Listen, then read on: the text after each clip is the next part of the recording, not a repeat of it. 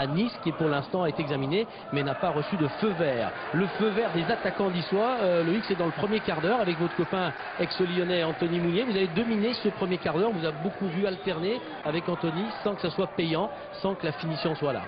Ouais, c'est sûr, c'était les consignes du coach, c'est-à-dire qu'on avait le droit de permuter mais en respectant les consignes. Donc du coup on s'est attaché à faire ça, mais c'est sûr que le bloc valenciennois était bien en place et c'était dur à les contrer.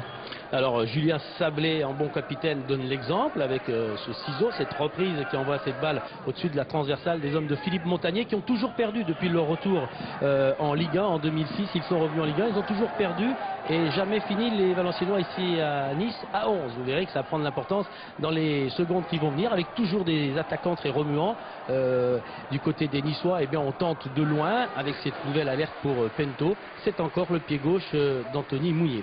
Les minutes vont s'écouler dans cette première période avec des moments parfois un peu rugueux constatés ici entre Sivelli et Baldé, et Laurent Duhamel va voir ça pendant le match. Et ensuite, comme il y a eu quelques mots dans le vestiaire, on va donc appeler les capitaines. Il y a là Baldé, il y a là bien sûr le capitaine Mater, Sablé, les entraîneurs, et tout le monde va essayer de regagner le terrain pour la deuxième période avec un peu de calme. C'est pas évident. En tout cas, Sivelli et Baldé ont été avertis à la mi-temps. Un carton jaune dans la mi-temps de monsieur Laurent Duhamel. On va passer à la deuxième période, Loïc Rémy, avec toujours là des décalages qui se sont trouvés, mais on va voir dans ces multiples occasions niçoises maintenant que les ballons arrivent souvent vers l'adversaire mais sans trouver la finition. On a vu Elbuik à l'instant et on va vous montrer cette grosse occasion. Vous l'avez vu de très très près, vous Loïc.